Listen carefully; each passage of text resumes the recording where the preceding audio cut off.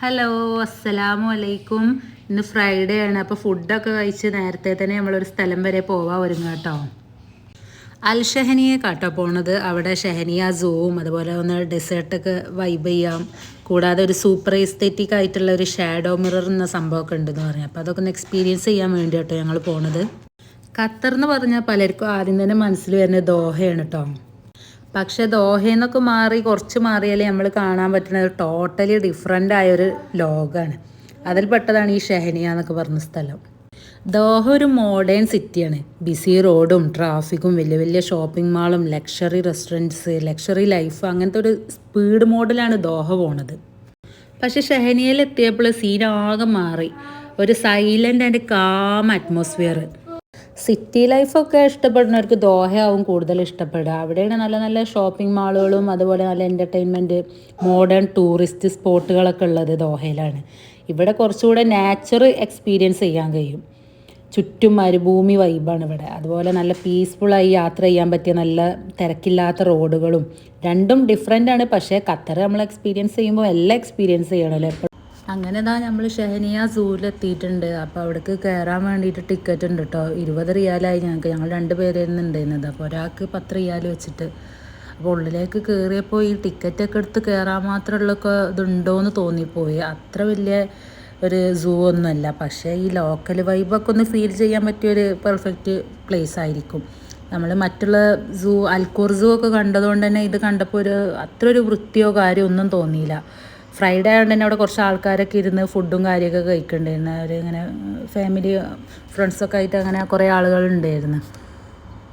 ഇവിടെ നമ്മൾ നിൽക്കുന്ന ഏരിയയിലുള്ള പാർക്കും കാര്യങ്ങളൊക്കെ കണ്ടുകൊണ്ട് അങ്ങോട്ട് പോയപ്പോൾ എനിക്ക് ആകെ ഇഷ്ടപ്പെട്ടില്ല. അവിടുത്തെ അറ്റ്മോസ്ഫിയർ ഇഷ്ടപ്പെട്ടില്ല. കുറച്ച് പുല്ലൊക്കെ ഉള്ളൂ, ഉണങ്ങിങ്ങാണ്ടുള്ള പുല്ല്. പിന്നെ ആകെ ഒരു വൃത്തിയില്ലാതൊക്കെ കിടക്കണ പോലെ തോന്നി. ബാക്കി നമ്മളിവിടെ പോയിട്ടുള്ള എല്ലാ പാർക്കുകളും അധികം തിരക്കോ കാര്യമൊന്നും ഇല്ലെങ്കിൽ നന്നായി അലങ്കരിച്ചും നല്ല ക്ലീനായിട്ട് നല്ല നീറ്റ് കൊണ്ടെടുക്കുന്നുണ്ട്. അൽക്കൂർ സൂല് കയറണമെങ്കിൽ ചെറുതായിട്ട് ടിക്കറ്റൊക്കെ ഉണ്ട് തോന്നുന്നു. എന്നാലും ആ ടിക്കറ്റ് കൊടുക്കണേ നമുക്ക് അത്ര ഇതായി തോന്നൂല. അങ്ങനെ ഇവിടെ പുറത്തുനിന്ന് നോക്കിയപ്പോൾ ഈ ഒരു ഒറിക്സിനെയും അതുപോലെ യമൂനെ മാത്രമൊക്കെ കാണുന്നുള്ളൂ. അപ്പോൾ ഞാൻ കണ്ടിട്ട് ചോദിക്കുന്നു, ഇതിനെ കാണാനാണ് ഇപ്പോൾ നമ്മൾ പൈസയും കൊടുത്ത് കയറിയതെന്നൊക്കെ. അപ്പോൾ കാരണം ഈ സാരില്ല, നമുക്ക് എന്തായാലും എല്ലാം ഒന്ന് കാണാമല്ലോ. പിന്നെ എനിക്ക് തോന്നുന്നു ആ ഏരിയയിലുള്ളവർക്ക് കാര്യപ്പെട്ടൊരു പാർക്ക് ഇതേ ഉള്ളൂ എന്ന് തോന്നുന്നു. അതുകൊണ്ടാണ് എല്ലാവരും അവിടെയൊക്കെ വന്നിരിക്കുന്നത്. എനിക്ക് കൂടുതൽ ഡീറ്റെയിൽസ് ഒന്നും അറിയില്ല. അങ്ങനെ പിന്നെ നമ്മൾ കുട്ടികൾക്ക് അവിടെയുള്ള മൃഗങ്ങളെയും ഇതിനൊക്കെ കാണിച്ചു കൊടുക്കുന്നു. അവിടെ കുട്ടികൾക്കും അങ്ങനെ നടക്കാനൊന്നും കഴിയണില്ല. ഫുള്ള് മരത്തിൻ്റെ ചില്ലകളൊക്കെ ഒടിഞ്ഞു വീണിട്ടും കുറേ കച്ചറകളൊക്കെ ആയി കിടക്കുന്നുണ്ട് അവിടെ. അപ്പോൾ ഇങ്ങനത്തെ ഈ കാണുന്ന ഒറിക്സ് അവിടെ കുറേ ഉണ്ട്. ഞാനിക്കാണ്ട് പറയായിരുന്നു കുറച്ച് പച്ചപ്പുല്ലെങ്കിലും നല്ലതുണ്ടായിരുന്നെങ്കിൽ അവിടെയെങ്കിലും നമുക്ക് ഇരിക്കായിരുന്നു, വെറുതെ ഇത്രയും ദൂരം വന്നു എന്നൊക്കെ പറഞ്ഞിട്ടോ. അങ്ങനെ ഈ കാണുന്നത് യമു ആണ്. യമു കൂട്ടിൻ്റെ അപ്പുറമാണ്, ഇപ്പുറത്തേക്ക് വരുന്നില്ല. അങ്ങനെ കുറച്ച് മുന്നോട്ട് നടക്കുമ്പോൾ അവിടെ കുട്ടികൾക്ക് കളിക്കാനുള്ള ഒരു ഏരിയ കണ്ടു. അപ്പോൾ ഞങ്ങൾ അവിടേക്ക് പോകാമെന്ന് കരുതി കുട്ടികളായിട്ട്. അപ്പോൾ അവിടെ പോയപ്പോൾ അവിടെ നമ്മൾ പ്രത്യേകം വേറെ ടിക്കറ്റ് എടുക്കണം. ഇതാണ് കേട്ടോ, വലിയ സ്ലൈഡോ കാര്യങ്ങളൊന്നുമില്ല, ചെറുതായിട്ടുള്ളൂ.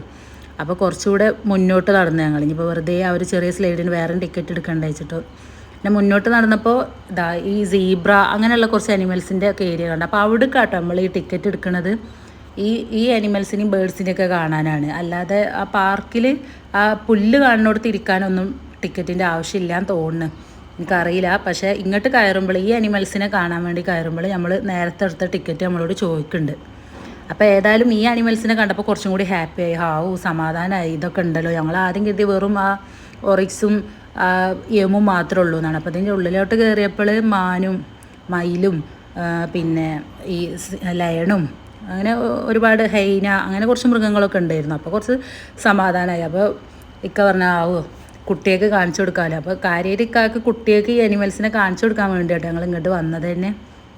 അൽക്കൂർ സൂവിൽ മുന്നേ 1-2 പ്രാവശ്യം പോയിട്ടുണ്ട്. അപ്പോൾ കുട്ടികൾക്ക് അനിമൽസിനൊക്കെ കാണാൻ നല്ല ഇഷ്ടമാണ്. അപ്പോൾ ഏതായാലും ഈ ഏരിയയ്ക്ക് നമ്മൾ വന്നിട്ടില്ലല്ലോ, പോയൊക്കെ പറഞ്ഞിങ്ങാണ്ട് വന്നതായിരുന്നു. അപ്പോൾ ഈ കാണുന്ന ഏരിയ ഫുള്ള് ഈ പ്രാവ് മാത്രമേ ഉള്ളൂ, പ്രാവും കോഴികളൊക്കെ, അല്ലാതെ കൂടുതൽ വെറൈറ്റി ബേഡ്സ് ഒന്നുമില്ല. പിന്നെ ഇങ്ങനെ കുറച്ച് ഏരിയകൾ കാണുന്നുണ്ട്. കുറച്ച് ഇതുപോലെയുള്ള ചളിവെള്ളം പോലത്തെ വെള്ളത്തിൽ ആമുണ്ട്. പിന്നെ അത് കിണറാണെന്ന് കരുതി പോയി നോക്കിയതാണ്. അപ്പോൾ അതിൽ കിണറൊന്നുമല്ല, കുറച്ച് കച്ചറ, ഫുള്ള് വേസ്റ്റ്. ഈ വീഡിയോയിൽ കാണുന്ന അത്രയും നേരിട്ട് കാണാനൊരു നീറ്റില്ലാത്ത പോലെ തോന്നി. അപ്പോൾ നമ്മൾ അനിമൽസിനൊക്കെ കണ്ട് തിരിച്ചു പോരാൻ ഒരുങ്ങുമ്പോഴാണ് അതുവരെ കിടന്നിരുന്ന ലയൺ അവിടെ എണീറ്റ് നടക്കുന്നത് കണ്ടത്. അപ്പോൾ പിന്നെ ഇക്ക പറഞ്ഞു വാ നമുക്ക് കുട്ടികൾക്ക് കാണിച്ചു കൊടുക്കാം.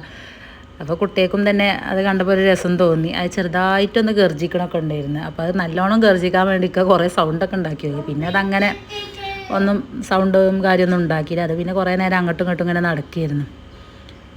അങ്ങനെ അവിടുന്ന് തിരിച്ചു വരുമ്പോൾ മയിലും ഉണ്ട് പീലി വിടർത്തി നിൽക്കണം. അപ്പം മയിലിൻ്റെ ഓപ്പോസിറ്റായിട്ട് കുറച്ച് ഗിനിക്കോയിക്കളുണ്ട്. അപ്പോൾ അവറ്റകളെ നോക്കിയാണ് പീലി വിടർത്തുന്നത്. വീഡിയോ എടുക്കാൻ വേണ്ടി ഞാൻ അങ്ങോട്ട് തിരിയും എന്ന് കരുതി കുറേ നേരം വെയിറ്റ് ചെയ്ത് നോക്കി. പക്ഷെ അതിങ്ങോട്ട് തിരിയണേ ഇല്ലായിരുന്നു. അത് അങ്ങോട്ടും തിരിഞ്ഞ് നിൽക്കിയിരുന്നു. കുടിവെള്ളത്തിനും നിസ്കരിക്കാനൊക്കെ ഉള്ള സൗകര്യം അവിടെ തന്നെ ഉണ്ടായിരുന്നു കേട്ടോ. അപ്പോൾ അതൊക്കെ കഴിഞ്ഞ് ഞങ്ങൾ മടങ്ങുമ്പോൾ അവിടെ നല്ല തിരക്കായിരുന്നു. ഈ വൈബ് ഇഷ്ടപ്പെടുന്ന ഒരുപാട് പേരുണ്ടാവും. പാർക്കിങ്ങിലൊക്കെ നിറയെ വണ്ടികളൊക്കെ ആയിരുന്നു. അപ്പോൾ പിന്നെ ഞങ്ങൾ അതൊക്കെ കഴിഞ്ഞു അവിടുന്ന് മടങ്ങുകയാണ്. ഞങ്ങൾ ഷാഡോ മിറർ എന്ന് പറഞ്ഞൊരു സംഭവം ഉണ്ട്. അപ്പോൾ അത് കാണാൻ വേണ്ടി പോവുകയാണ്.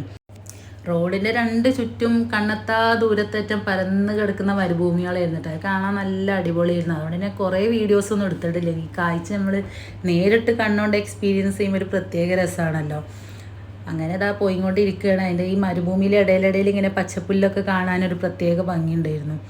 അങ്ങനെ ഈ കുറേ ദൂരം മുന്നോട്ട് പോയപ്പോൾ പിന്നെ ഇതാ ഈത്തപ്പഴത്തോട്ടാട്ടോ ഈ കാണുന്നത്. അങ്ങനെ കുറേ ഫാമുകളൊക്കെ പോണ വഴിയിൽ കാണുന്നുണ്ട്. അവിടെ ഒന്നും പിന്നെ നമ്മൾ ഇറങ്ങിയിട്ടോ നോക്കിയിട്ടോ ഒന്നുമില്ല. ഈ യാത്ര ഒരു പ്രത്യേക എക്സ്പീരിയൻസ് ആട്ടോ തരുന്നത്. ബിൽഡിങ്ങുകൾ കാണാനില്ല ചുറ്റും, അതുപോലെ ട്രാഫിക് ഇല്ല, ഫുൾ സൈലൻസ്, നല്ല നീണ്ട് നിരന്ന് കിടക്കുന്ന മരുഭൂമികൾ, അതിൻ്റെ ഇടയിലിടയിൽ ഓരോ ഫാമുകൾ കാണുന്നുണ്ട്.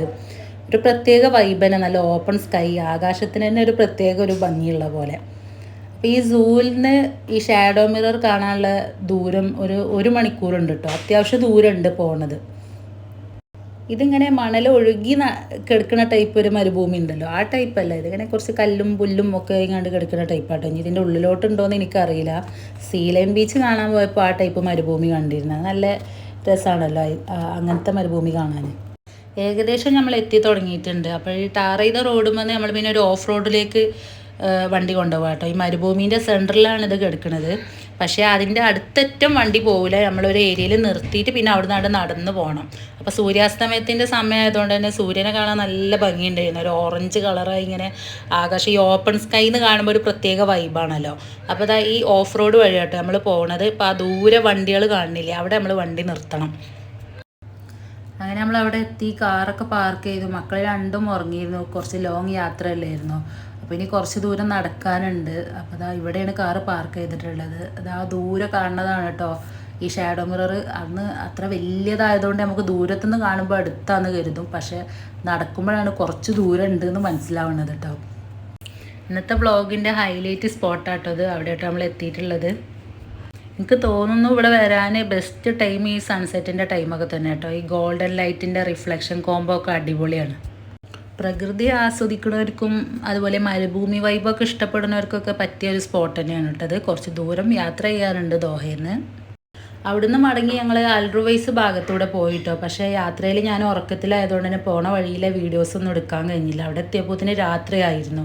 അതുകൊണ്ട് വീഡിയോസൊന്നും അത്ര ഒരു രസമായി കിട്ടിയതുമില്ല. കോസ്റ്റൽ ഏരിയയാണ്, നല്ല ബോട്ടും ഫിഷിങ്ങും അങ്ങനെ ഹാർബർ അങ്ങനത്തെ ഒക്കെ ഒരു ഏരിയയാണ്. അവിടെ ഒരു ചെറിയ പാർക്ക് ഉണ്ടായിരുന്നു. അവിടെ മക്കളായിട്ട് കുറച്ച് നേരമൊക്കെ കളിച്ച് ഞങ്ങൾ മടങ്ങി കേട്ടോ. അപ്പോൾ ഇന്നത്തെ വ്ളോഗ് ഇത്രയേ ഉള്ളൂ. ഇഷ്ടപ്പെട്ടാൽ ഒന്ന് സബ്സ്ക്രൈബ് ചെയ്യാൻ മറക്കരുത് കേട്ടോ.